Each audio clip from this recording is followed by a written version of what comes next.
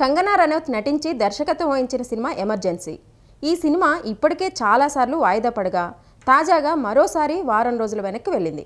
September 6న ప్రేక్షకుల ముందుకు రావాల్సిన ఎమర్జెన్సీ మరికొన్ని రోజులు ఆలస్యం కానుంది.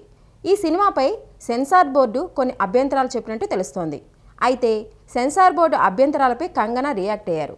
ఓ ఇంటర్వ్యూలో ఆమె మాట్లాడుతూ తీవ్ర అసహనం వ్యక్తం చేశారు. నా సినిమాపై కూడా ఎమర్జెన్సీ విధించారు. ఇది చాలా విచారకరమైన పరిస్థితి. నేను నిరాశకు గురయ్యానని చెప్పారు. ఇక సెన్సార్ బోర్డును విమర్శిస్తూ ఓటీటీలపై ఘాటు వ్యాఖ్యలు చేశారు కంగనా. దేశంలోని చట్టం ఏంటంటే ఓటీటీలో అయితే ఎలాంటి సెన్సార్ ఉండదు. అనూహ్యమైన హింసను, అశ్లీలతను చూపించవచ్చు. రాజకీయంగా పలుకుబడి ఉంటే నిజ జీవిత సంఘటనలు కూడా వక్రీకరించి సినిమాలు తీయొచ్చు. ఓటీటీల్లో అంత స్వేచ్ఛ ఉంటుంది. కానీ ఆ స్వేచ్ఛలో కొంచెం కూడా మాలాంటి వాళ్ళకు ఉండదు.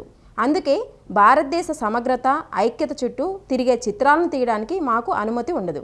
కొన్ని చిత్రాలు తీయడానికి మనలో కొంతమందికి మాత్రమే సెన్సార్షిప్ ఉంది. ఇది అన్యాయమని పేర్కొన్నారు కంగనా.